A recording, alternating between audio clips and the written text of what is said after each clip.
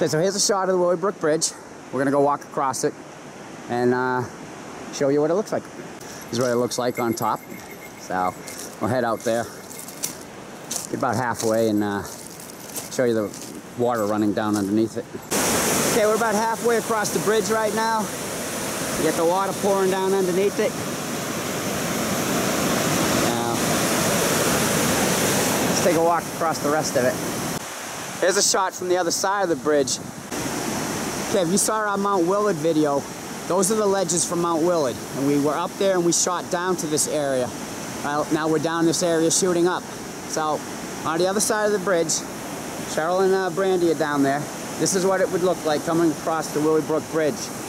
In case you're wondering, we are not worried about the train coming by. We made sure that it had already passed going back down to Conway before even getting out here. So, there's no worries there. Riding the rails. Okay, so I'm standing on the Willowbrook Bridge. Down there would be North Conway.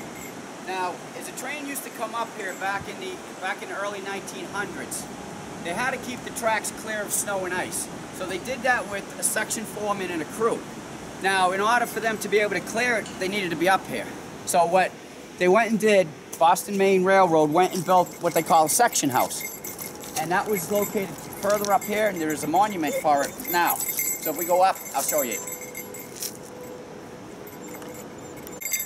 So this is the monument to the Evans family. They were the longest family to stay in the section house. And if you look on the monument, that is what the house looked like. Off to the left, it's showing the Willowbrook Bridge. That's how close the house was.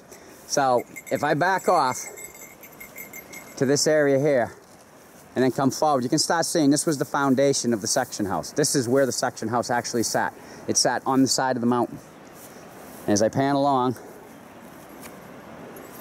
I believe that would be the boiler for the heat in the house and the rest of the foundation.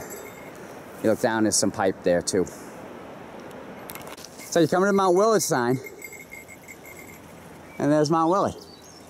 But below the sign is Miss Brandy. Below the sign there is historical artifacts. In the state of New Hampshire, it's illegal to remove historical artifacts. So we will leave them where they be. This is Hattie Memorial Garden. This is a garden that her family put together for her in honor of her. Hattie stayed on taking care of the crew after her husband passed away in a train accident in 1913. She was here for a total of 38 years, and she raised her family here. And they've built quite a pretty garden for her. Okay, so I'm standing here on the tracks, and the video probably doesn't show it, but there's a slight incline, meaning the train was not able to slow down as it was coming by here. So in order to get her children to school, Hattie would have to come out of the section house, which is right there, and place her children next to the tracks. She did this in 40-foot intervals. Every child was placed at 40 feet. Then as the train came by, it was going slow enough where the conductor could lean down and scoop up each of the children, and then the train continued on and brought them to school. So it's a pretty amazing story. Pretty amazing life. I mean, to live by the tracks.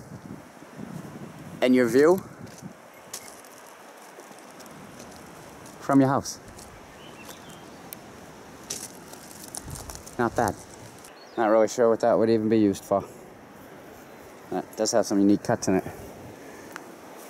Over here next to the foundation, those would be stairs getting up.